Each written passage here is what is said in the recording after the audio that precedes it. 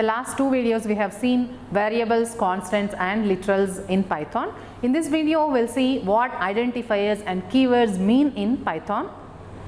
So we'll start with an understanding of what identifiers in any programming language, specifically in Python programming language. So identifiers are the names given to variables, functions, classes, modules or to any other object, and these names are known as the identifiers. So consider this example. X is a name that resembles the variable, whereas student is the name that is given to the class and max is the name that is given to the function. So here in these examples, X, student, max, these are all the names that are given to variables, classes, methods, or even the names that are given to the objects. They are known as the identifiers in Python, or even in any other programming language. The names that are given to these basic constructs of the programming languages are known as the identifiers. Now let's try to understand what are the rules that are given by Python to name the variables or the functions or any other identifier. We have discussed these rules in detail while discussing the context of the variables. The same is applicable here also, but just to summarize, I am repeating that identifier can be of any length and they are of course of the case sensitive. An identifier can include one or more alphabets, including the uppercase and the lowercase, and you can even include the digits as part of the identifiers. The special symbol underscore is also valid as part of the identifier. Even the digits are allowed. Identifier cannot start with a digit, and moreover special characters like at, dollar, percentage, so these are not valid as part of the identifiers except the underscore symbol. Underscore is the only special symbol that is valid as part of the identifier. So while using the names for variables, methods, classes or even the objects, so we need to follow these rules. So along with these rules for the identifiers, Python provides certain guidelines for following the naming conventions. Though it is not mandatory to follow these naming convention for the identifiers, it is a best practice to follow them, and if you follow these naming conventions, they help us to recognize the type of identifiers on looking at their names itself. Like on seeing itself, I can say that student, employee, invalid, age exception, these are the names of the classes, and name indicates a variable, age is another variable, whereas underscore salary is a private variable. So how I understand on seeing the names itself, so student, employee and invalid, age exception are the classes. Similarly, name, age are the variables, underscore salary is a private variable. So how did I tell that? So let's try to understand the naming convention that are provided by Python. So basically in Python, class names starts with an uppercase letter, and if you have multiple words in a Python class, then you better use the capital case for every word, and except the class names, the rest of the identifiers do not start with the capital case letter, so you can use the lowercase letter. So consider these example class names: student, employee, as they have single word, so they start with the capital letter. So if you consider invalid, age exception class, it's a class name with multiple words, so every word is capitalized, and this kind of casing is known as the camel case, where every word is capitalized in the name. Then you can consider the other identifiers, like name is a variable, maximum is the name that indicates a method, sort is another method. So like this, you can use the naming convention for naming the other identifiers except the classes. So class name starts with the capital case, whereas other identifiers starts with the lower case, whereas if you have multiple words, then you can capitalize them every word in case of the classes. In the other identifiers, you can use the underscores to resemble you have multiple words in the identifiers. In Python, it is very common to have leading underscore with the identifiers to indicate it as a private identifier. So consider name and marks. So to indicate them as private variables, we are using a leading underscore. They are prepended with underscores. Underscore name, underscore marks. These variables indicate that they are private and belonging to a specific class itself, and they cannot be accessed outside that class. So if they are non-private members, then you can simply use the names like name, mass. That underscore symbol can be avoided. So to indicate that they are strongly private members, then you have to prepend them with double underscores. So underscore underscore name. So this is the variable which indicates that they are strongly private. Underscore name indicates the private variable, whereas name without any prepending of underscore, which indicates the regular keyword, which is a non-private member. So identifiers that begin and end with a double underscore symbols, they indicate language defined special names, and they have special naming, and you better avoid using these kind of names. So like underscore underscore name underscore underscore. If you come across such kind of identifiers, so you can recognize them as special language defined special names. So we understand what are the rules that has to be followed for the identifiers, and also we have seen some of the naming conventions, the best practices that we can follow while naming the identifiers. Now let's try to understand what keywords in Python mean. In any programming language, there are certain names that are reserved, and these are known as the keywords, and they have certain special meaning, and they are used for the special purposes alone. As they are the reserved words, you better avoid them for using as the identifiers. So in Python version 3 and later, so 33 words are reserved for special meaning, and you have 33 keywords. So if you want to see what are the keywords that are available in your current Python, so you can use this code snippet import keyword, which allows you to import the keyword class, and you have kwlist as a list variable which lists all the Python keywords as a list, keyword.kwlist. So that statement returns all the list of Python keywords that are available in the Python version that is available with you. There is another way of retrieving all the keywords that are available in the Python. So that is by passing keywords as an argument to the method help. It returns all the keywords supported by the Python that is installed in your system. So if you observe, these are all the list of keywords that are available in Python. So while, class, execute, assert, lambda, def, except, global, import, return, print, yield, for, elif, else, continue, if, not, break, from, or, true, and false, even while. So these are all the list of keywords, and in the due course in the coming lectures we'll discuss one after the other how to use them. So as we pass on through the videos, you can understand the meaning of all the keywords along with their usage. In this video, you understand what are the keywords that are available in Python, and you better avoid using these names as identifiers. Thank you for watching this video. So in the last video, we have discussed what variables in Python indicate and what are the naming convention that can be used for variables, and in this video we'll see what constants and literals in Python mean. So what are constants and what are literals? So a constant in Python is a variable whose value cannot be altered. So consider this example, pi equal to 3.14, which indicates pi is a variable which stores a value 3.14 and cannot be altered. So max size is another constant whose value is fixed to 70. So max size is a constant which I want to indicate the class size in the student application, which indicates that my class size is restricted to 70 and cannot be altered during the program execution. So actually in Python there are no predefined constants like in other programming languages. Other programming languages like C, C++, they offer certain constants that are predefined like pi, e, all these are predefined as constants, but in Python there are no predefined constants.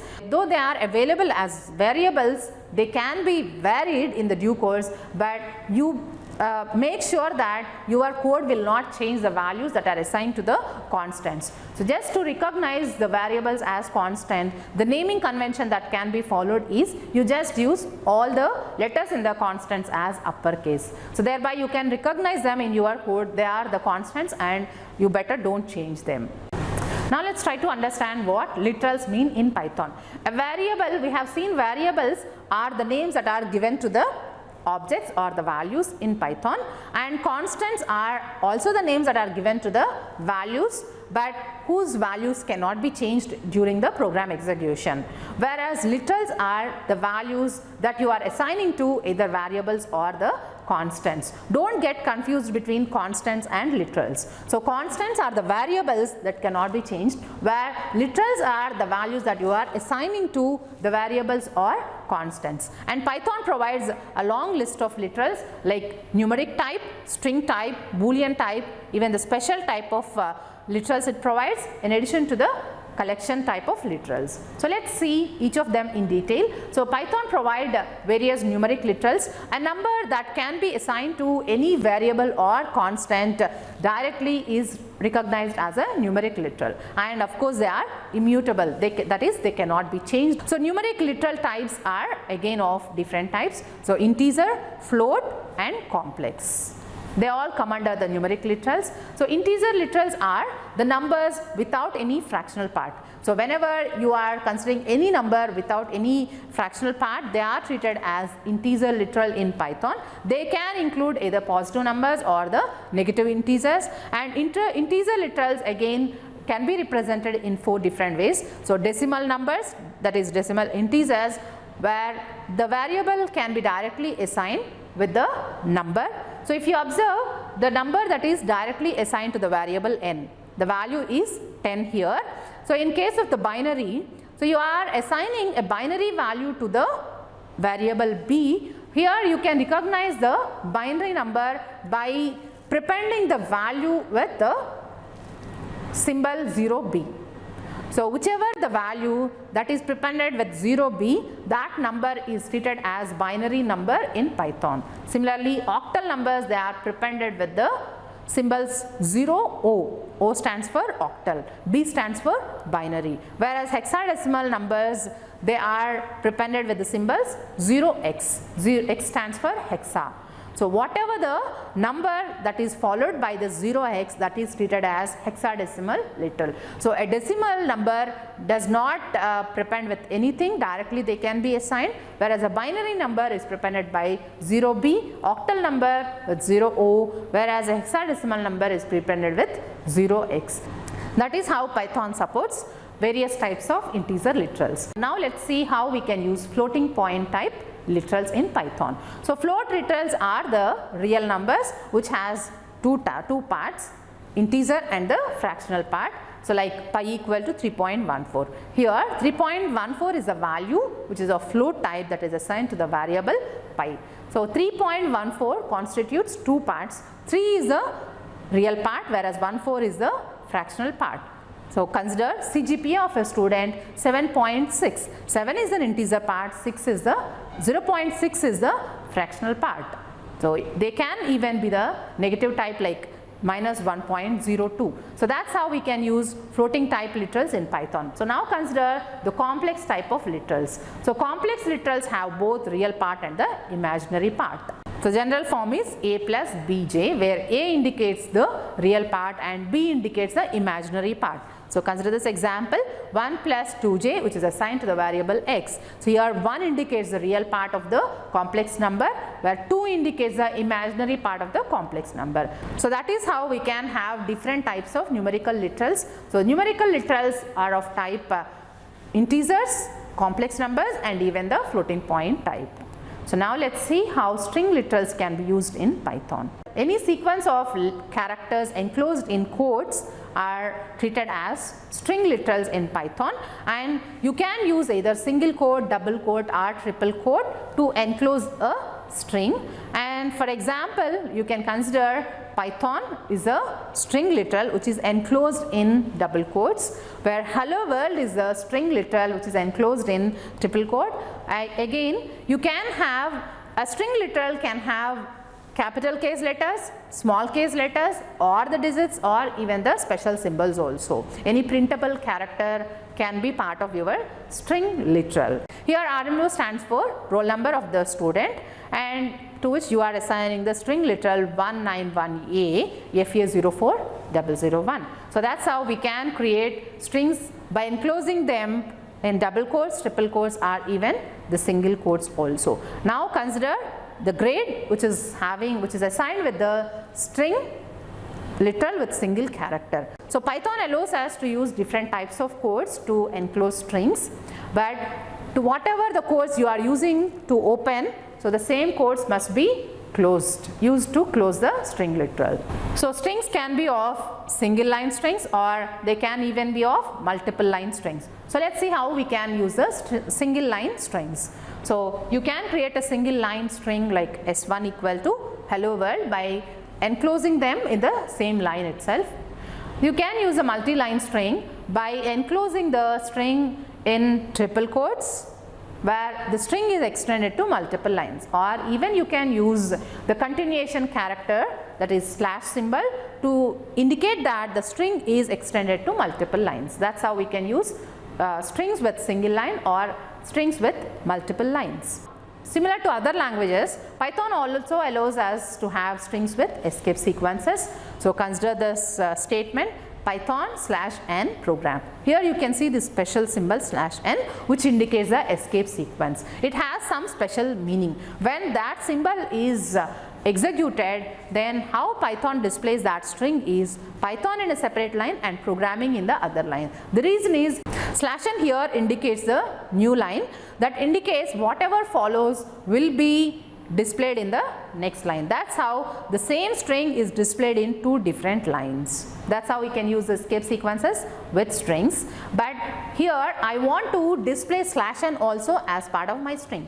Then I want to treat that as a raw string. How raw strings can be indicated in Python is whichever strings that are prepended with the symbol R, they are treated as raw string, and whatever you enclose within that strings that are followed by R, they are treated as raw string. So consider this example here. I am using the escape sequence /n and I am prepending the symbol R. So in that case, what happens is, if you execute, even if you execute that including the escape sequence, that string will be displayed as it is. That /n will not be treated as escape sequence because you are treating that string as a raw string. So whatever you are placing, enclosing within that codes, that will be displayed as it is. Now try to understand the difference between the raw string and the normal string. So when you are using some special symbols like escape sequences, so if it is a normal string, then it has the effect of escape sequences. But when you are using the raw string, so the strings are prepended by R, so the string will be treated, whatever you are enclosing, as it is displayed as it is. Now let's see how we can use Unicode string literals. So Python supports non-English and special characters also as part of the string literals, and Unicode characters are used to represent the individual characters of the string, and these Unicode characters can be printed by prepending U with the string. So consider this example. Here we are prepending the string with the symbol U. Then when you execute this statement, whatever is the Unicode character is available that is indicated with /u, that will be treated as a Unicode character, and the character here indicates the tick mark, and the tick mark will be displayed. So consider this example which contains multiple Unicode sequence of letters. So when I execute this, the output is a string of special symbols. That's how I can use strings with Unicode letters. So now let's see what are Boolean literals. So Python supports two Boolean symbols. Boolean literal can have either a true value or a false value. So for example, I want to represent senior citizen. So senior citizen is true or false. So I am assigning a true value to senior citizen, and male, I am assigning that to false to indicate that it's a feminine. So what are special literals? So in addition to the numeric string literals and Boolean literals, Python supports one special literal, that is none. So none indicates nothing, and that is also treated as a special literal in Python. Say for example, I am assigning the none symbol to the variable a, which indicates that nothing. So in addition to all these types of literals, Python also supports collection literals, so which indicates that you can create a new literal by collecting all the other types of literals. And Python supports different types of literals like list collection literal, tuple collection literal, dictionary literal, and the set literal. So you can see the first example is a list. So we'll discuss all these details in the due course when we discuss the data structures. So far in this lecture we have discussed what constants are, what literals are, what are the various types of literals that are supported by Python.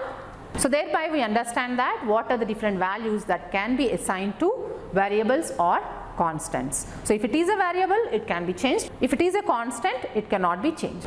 So in this lecture we have discussed what constants are and what are the variables that can be assigned to variables and constants. And it offers a special type of literal like none. Even you can create a new collection literal by using the existing different types of literals. So now I hope you understand how you can use various types of literals in Python in your programming.